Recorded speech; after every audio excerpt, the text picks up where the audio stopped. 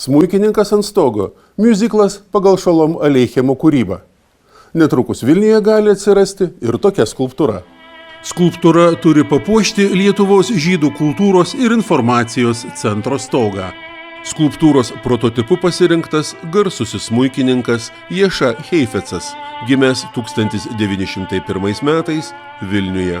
Būdamas vos 5,5, 1906 jis buvo priimtas į Vilniaus imperatoriškosios muzikos draugijos mokyklą, iš karto į 3. klasę. 1909 metais įvyko Vilniaus muzikos mokyklos mokytojų koncertas, kuriame dalyvavo ir 8-metis smuikininkas. Jo metu surinkti pinigai buvo skirti kelioniai į Sankt Peterburgą, kur jaunasis talentas stojo į konservatoriją. Jau tuomet geriausi pasaulio smuikininkai pripažino jį virtuozų ir jaunuoju vunderkindu. 1917 m.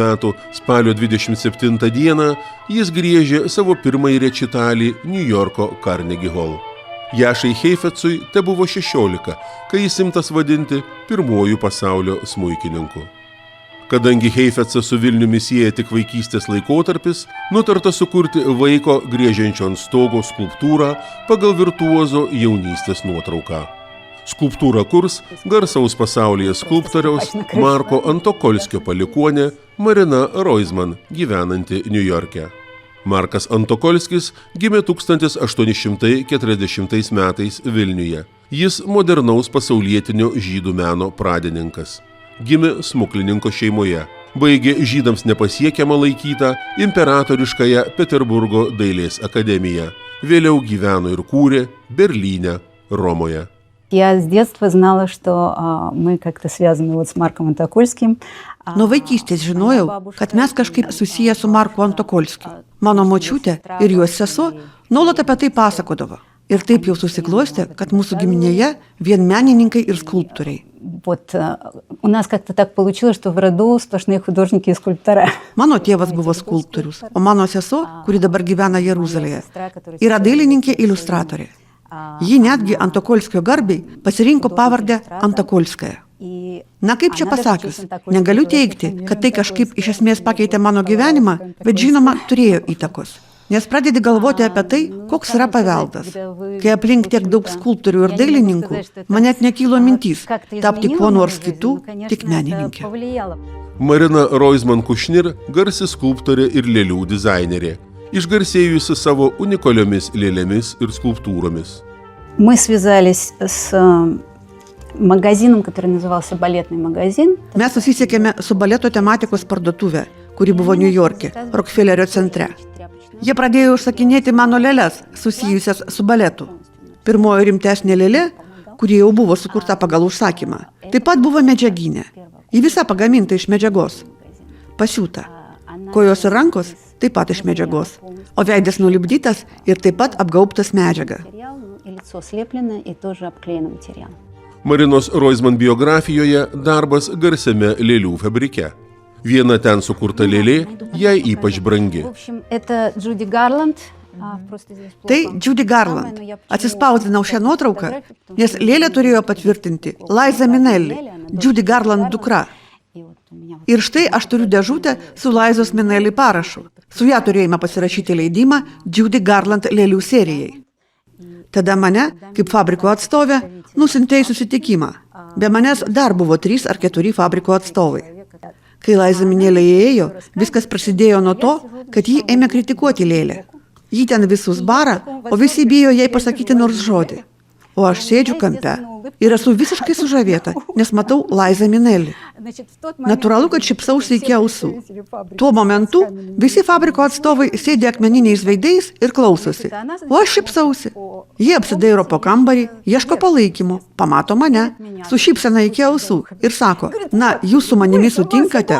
Aš sakau, ne, tai buvo beprotiškai juokinga. Ji klausė, tu kodėl jūs šypsotės? O aš sakau, todėl, kad aš jūs labai myliu. Ir tada viskas pajudėjo iš vietos. Marina Roizman sukūrė nemažai garsių žmonių lėlių ir skulptūrų. У меня, опять-таки, как у художника-кукольника. Aš, kaip lėlių kūrėja ir menininkė, visada, jeigu jau darau skulptūrą, iš karto kuriu ir lėlę. Štai čia Ana Pavlova. Tai tie patys darbai, tik šiek tiek skirtingi variantai. Ir iš karto po to aš sukūriau Anos Pavlovos lėlę. Ta lėlė buvo porcelianinė. O vėliau nusprendžiau ją padaryti iš audinio. Tai skirtingos versijos, nes norisi išsibandyti. O čia jau eskizai. Kurdama lėles ir skulptūras, Roizman naudoja įvairias technikas. Была такая Мерлин Монро. Тут, кстати, Štai čia Marilyn Monroe. Tai bronzinė skulptūra. Ji priklausė serijai Amerikos legendos. Atsiprašau, kad vaizdai tokie apkarpyti. Tai iš ekspozicijos. Turėjau ekspoziciją ant sienų. Viską tiesiog nuėmiau nuo jų, nes nebuvo laiko fotografuoti. Idėja buvo tokia, kad tai tam tikra legenda, tarsi muziejaus eksponatas. Todėl postamentas primena muziejaus dėžę, o bateliai tikri, tai jos bateliai. Čia Elvis Preslis, tik jau iš aliuminio. Kūrinys vadinasi Apolonas. Vėlgi ta pati idėja. Permatoma dėžė, ant kurios jis stovi, tarsi muziejaus eksponatas ir jo bateliai. Žinote, jis turėjo dainą Blue Suede Shoes. Štai čia yra būtent tie Blue Suede Shoes. Aš juos sąžiningai nulipdžiau, žiūrėdama į nuotraukas, nes egzistavo būtent jo batelių fotografijos. Tai išėjo toks pusiau Apolonas, pusiau Elvis. Jis buvo dažytas specialiais aviaciniais dažais, kurie nenusitrina. Nežinau, kiek ilgai jis stovės, bet kol kas stovi. Į Lietuvą Marina Roizman atvedė draugystę su garsiu kineziterapeutu ir kolekcininku gyvenančiu Niujorke litvaku Samueliu Tatsu. Мне очень понравилось. Man labai patikdavo pas jį užeiti, nes jis rengdavo labai įdomius vakarus. Jis turi savotišką saloną Tats. Visa tai vyko dar iki COVID-o. Susirinkdavo daug įdomių žmonių. Jis suburdavo muzikantus, dainininkus. Ten nuolat vykdavo įvairūs muzikos vakarai. Jo kolekcija, žinoma, buvo unikali. Tuo metu jis dar neturėjo labai daug paties Chaimo Sutino kūrinių, bet rinko kūrinių žmonių, kurie Sutiną pažinojo. Tai buvo be galo įdomu.